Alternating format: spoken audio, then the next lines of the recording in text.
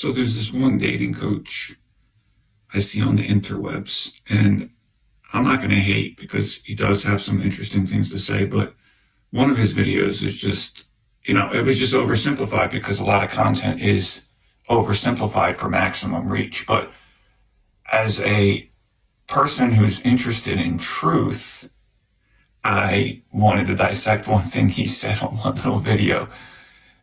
And it's a small thing, but I think it's representative of some larger ways of thinking about men and women and dating, etc. And so he described a scenario by which he took a woman out, and then when they got to where they were going, he got out and he didn't open the car door for her, right? And she confronted him on the spot about it, and he just said, I just don't do that. And then he said, triumphantly, that later her tongue was down his throat.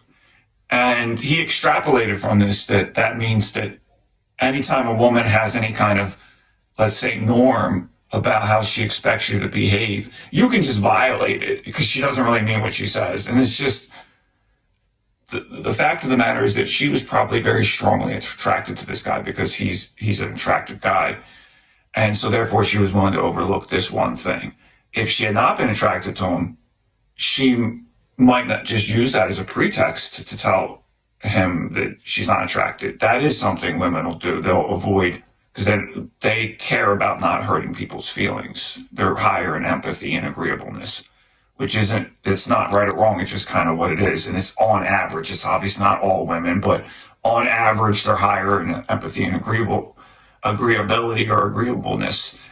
And so the reality of it is that, for a certain type of man and a certain type of culture of a certain age who's intersecting with a certain type of woman of a certain type of culture, yes, you can get away with some stuff with women if she's strongly attracted to you.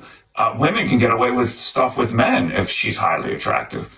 As you get older, and also if your value system kind of isn't, all about what you feel, how you feel, what makes you tick in terms of your body, what attracts you, what rewards you. If you have, say, spiritual values, or even normative values like this, you believe very strongly in these kinds of things, if you value that, then it will be a deal breaker.